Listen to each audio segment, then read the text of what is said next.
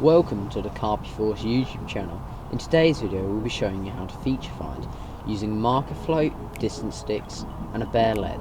We will also be showing you how to attach the bare lead and marker float. When fishing on a weedy venue, it's key to find a clear spot to fish on.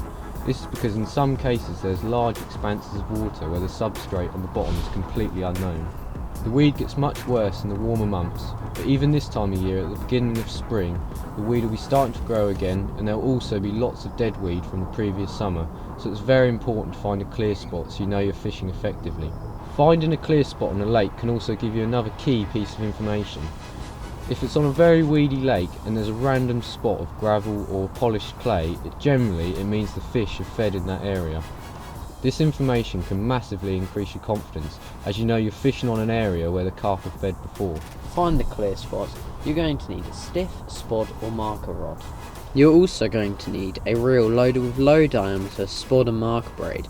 In this video we are using a Daiwa Emblem 45mm slow cross wrap, and finally a 2 to 3 ounce lead. In this case we are not using a shock leader, as we are only casting 70 yards, and the 30-pound braid is more than strong enough. To attach your bare lead, we're going to be tying a figure of 8 loop knot. This is so we can easily change from a bare lead to a marker float or a spod in the future.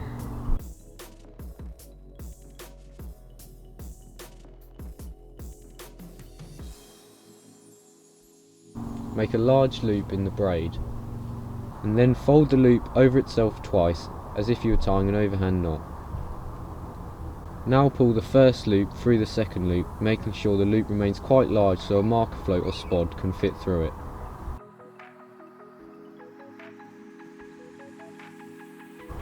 Make sure to moisten the knot and then pull it tight.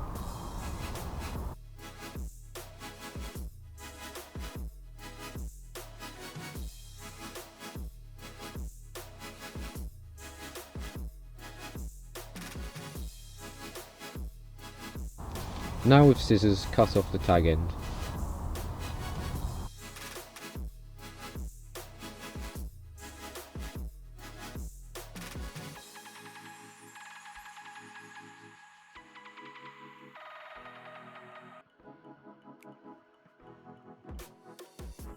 The lead can now be attached by threading the loop through the swivel on the lead.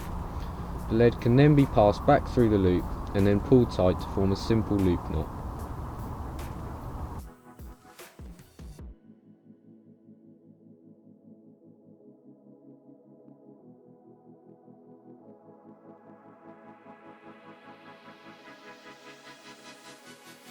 We also advise you to make sure the braid is lubricated. You can just splash the spool with water to make sure the braid flies off the spool and through the rings with as little resistance as possible to reduce the chance of a frap up when casting. There is one more thing to remember, and that is to wear a finger stool.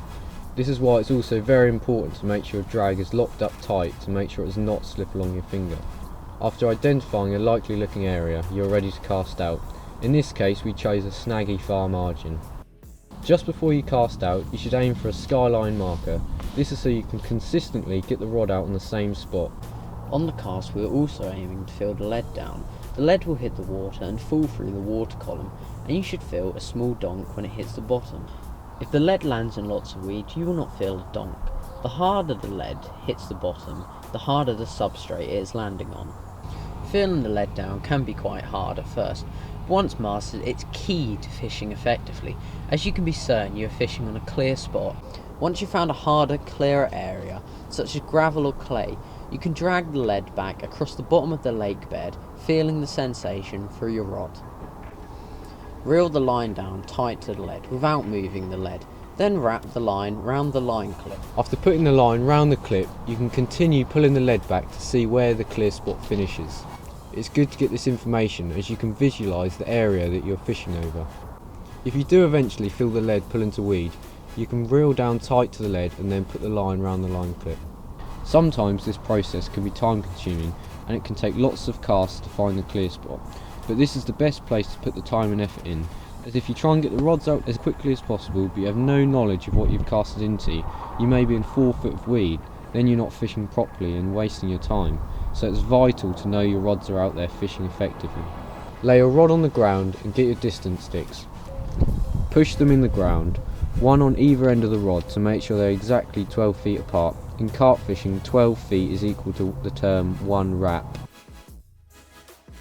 Lay your lead on the ground next to one of the distance sticks and wrap the braid around the distance sticks until you hit the first clip. This signifies the front of the clear spot. Make sure you count every time you go around the distance sticks until you hit the first clip.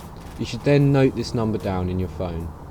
Unclip the line off the line clip and continue wrapping around the wrap sticks while continuing to count until you hit the second clip. Write this number down in your phone as well. The second number of wraps shows you where the back of the clear spot is. In our case, the start of the clear spot was at 10 wraps and the back of the clear spot was at 11 wraps. By doing this, we know the centre of the clear spot is at 10.5 wraps. The line can now be reeled off the distance sticks. Now we're going to attach a marker float. Firstly, you'll want to remove the bare lead by loosening the knot and then pulling the lead back through the loop.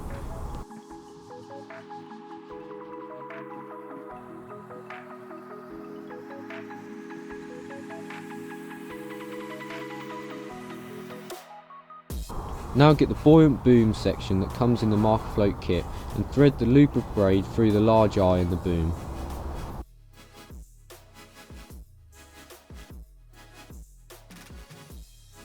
As you can see, the boom slides very freely along the braid. Now attach the same lead you used before to the small clip on the other side of the boom.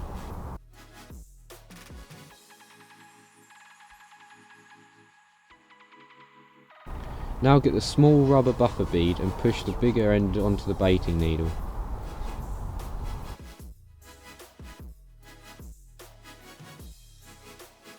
Now hook the baiting needle onto the loop we made earlier. Close the latch and push the buffer bead onto the braid.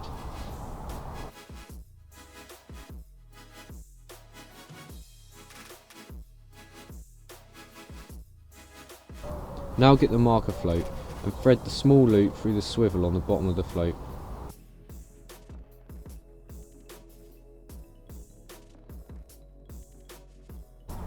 Open up the loop, making it large enough to pass the marker float back through.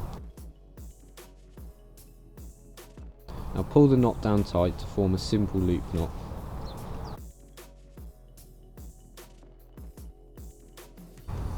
The buffer bead can now be slid down the braid and pushed over the swivel on the marker float.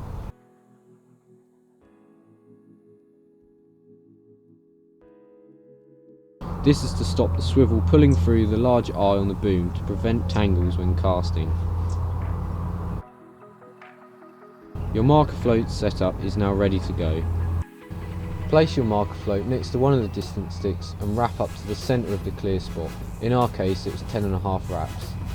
Wet the braid again and then cast out, aiming at the skyline marker that you identified earlier. Now reel the line down tight until you feel the marker float hit the lead. You can now loosen your clutch. This is so you can pay off line a foot at a time using the 1 foot marker on your rod. You should count the number of feet as you pay the line off until the float emerges at the surface. We found that the centre of the clear spot was 4 foot deep, but after casting around we found it was slightly shallower around the clear spot. This showed us that we had found a depression in the lake bed. That's it for today's video. If you happen to have any questions about this video or anything else fishing related, don't hesitate to contact us in the comments section or through our Instagram at carpyforce. Look out for our video coming out in the next few weeks where we start our campaign. We will be fishing a large weedy gravel pit where the stock is largely unknown. Thanks for watching, don't forget to subscribe and turn on post notifications so that you never miss another video.